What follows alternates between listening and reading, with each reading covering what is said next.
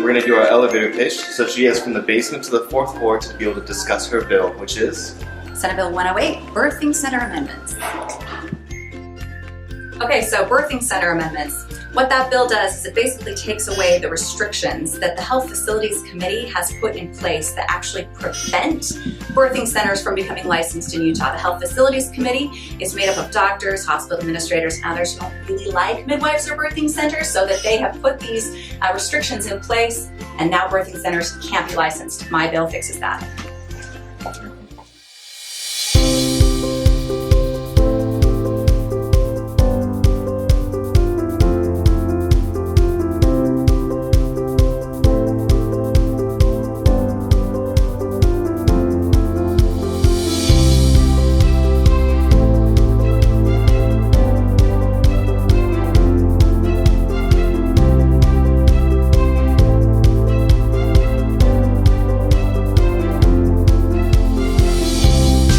Very first meeting we ever had with the committee, there was a member who said, "Oh my goodness, if you let them license, we'll have them all over the state."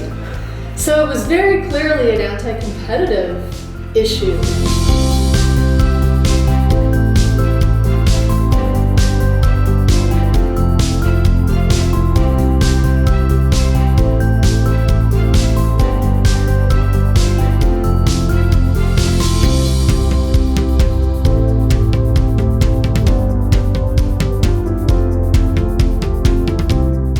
Really, the rule is, some of it's competition for the hospitals, I won't deny it, but some of it's the safety for these patients.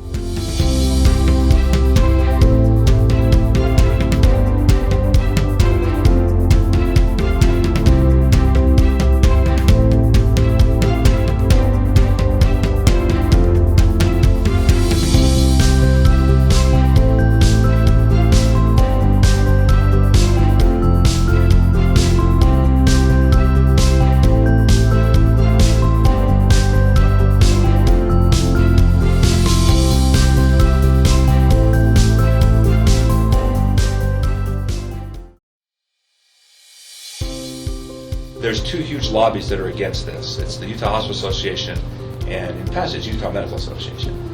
Just because, and some of it is competitive and some of it is safety. The question is how much of it is which. So they would have a hard time. She threatened that if we don't change it here, I was getting a little bit lectured to on the phone, that was nice. She threatened that she could just introduce legislation to overrule this rule or whatever the legislation would be, and I told her that's fine, you can try that, but just keep in mind these lobbies would lobby the legislation as much as they'd lobby this committee, so they're not going to go away. And both of them are pretty powerful lobbies, particularly to a Republican senator from Spanish Fork. The midwives have come before this committee, the Health Facilities Committee, over and over and over again for the past 10 years, and the response is always the same. It is always a unanimous no.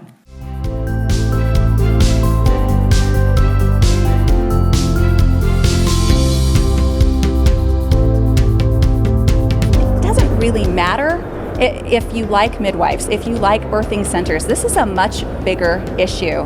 This is a regulatory body of appointed market competitors using their regulatory power to obstruct the law, to restrain trade, to discriminate against people. And it's wrong, and we should all be outraged by this.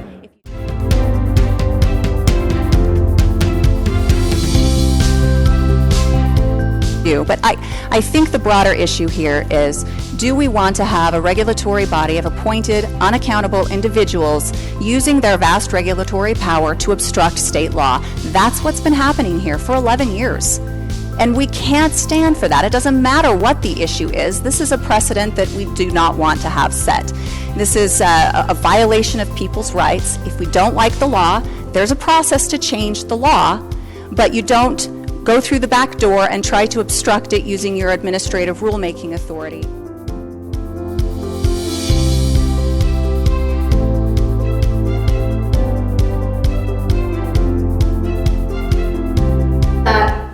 Senator Henderson didn't just move mountains for us. She leveled mountains for us. In 6 weeks, she took it from impossible to license a birth center to now possible, and then a few months later, done.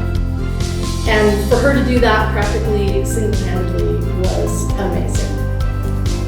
It's truly an honor for me to be able to accept the Public Advocate Award from the American Association of Birth Centers. This was an uphill battle, but I really appreciate the midwives, the Utah Medical Association, the Utah Hospital Association, and the Utah Department of Health, and my colleagues for being willing to work together to solve this problem. Some things are just worth fighting for. This was one of those things. I wish I could be there with you tonight. Thank you so much for this honor.